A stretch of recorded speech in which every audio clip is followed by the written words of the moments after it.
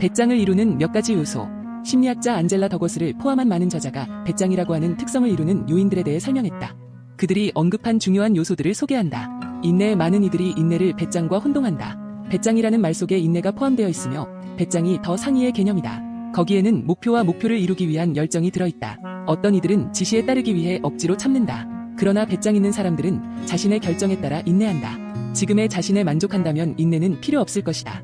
강인함, 기나긴 항해를 이겨내는 선원, 불면의 밤과 말로 형언할 수 없는 고난을 꿋꿋이 버텨내는 군인, 마가미를 지키기 위해 레드불을 들이켜는 프로그래머. 이들 모두 강인함을 갖춘 사람들이다. 그런데 이들은 그러한 경험에서 무엇을 얻을까? 배짱이 두둑한 사람, 즉 변화의 의지가 확고한 사람들의 강인함은 다른 이들과 비슷하기는 하지만 모든 경험을 다음에 더 큰 힘을 발휘할 수 있는 자산으로 바꾸어 나간다는 점에서 다르다. 사람들은 힘들고 따분한 일을 원래 업무와는 상관없는 허들의 실증으로 치부한다.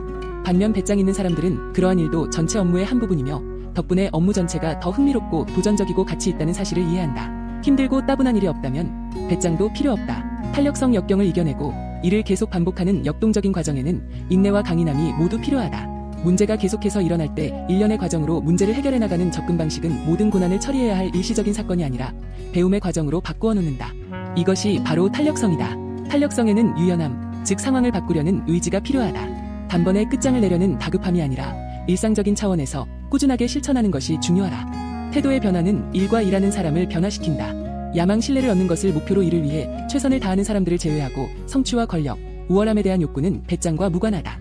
얼핏 보기에 배짱과 성공 사이에는 인과관계가 있는 것으로 여겨진다. 하지만 상호관계만 있을 뿐 필연적인 인과관계는 없다. 객관적인 성공으로 이어지든 아니든 간의 배짱은 그 자체로 보상이다.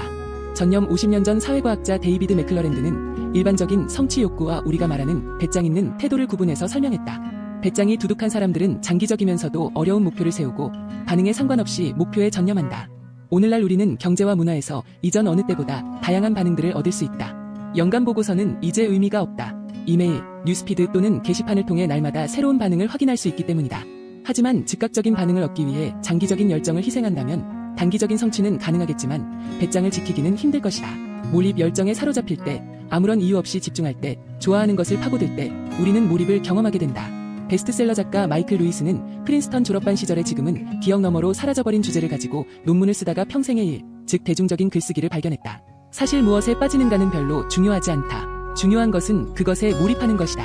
루이스는 글을 쓰는 동안 부정적인 생각과 의심이 줄어들고 잡음이 사라지고 시간이 천천히 흐르는 것을 느꼈다. 그리고 그 속에서 두려움을 떨쳐버리고 아무런 방해도 받지 않은 채 진정으로 존재할 수 있었다. 무언가에 몰입해 있다는 사실보다 더 중요한 것은 없다.